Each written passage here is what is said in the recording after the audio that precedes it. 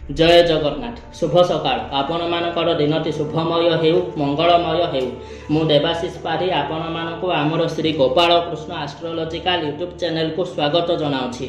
आज विशेष तथ्य उपस्थापन होची मे 2025 कन्या राशि जन्मित व्यक्तिविशेष मानकर मासिक राशिफल।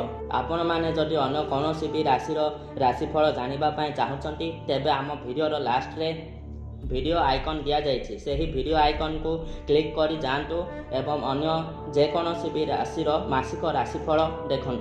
तेबे चलतु कन्या राशि जन्मित व्यक्तिविशेष मानक एही मासटी किपरि कटिब से उपरे आलोचना करिबा।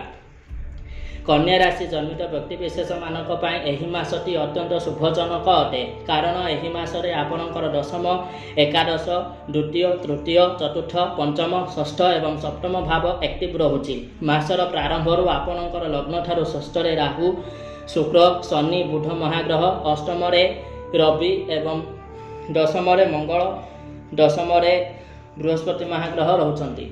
15/5/2025 गुरुवार दिन 4 घंटा 33 मिनिट समय बृहस्पति महाग्रह मृगशिरा नक्षत्र मिथुन राशि को स्वचार गमन करेंगे।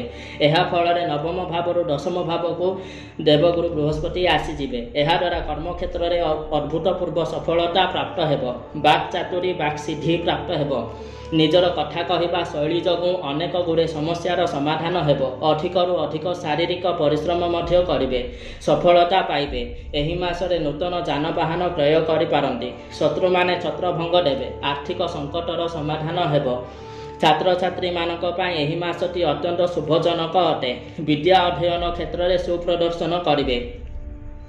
वाणिज्य व्यवसाय क्षेत्र में अत्यंत शुभफल प्राप्त हो। अविवाहित पुओ एवं झील माने निजर मनपसंदर जीवन साथी सहित विवाह बंधन में बांधि हेबे। प्रेम क्षेत्र में सफलता प्राप्त हो। मासटी भलरे जाउथिबा हेतु कौन भी प्रतिकार आवश्यकता नहीं। एवं ए पर्यंत जदि आपण आमर चैनल को सब्सक्राइब करि नाहंती तेबे आमर चैनल को सब्सक्राइब करंतु, लाइक कमेंट दियंतु।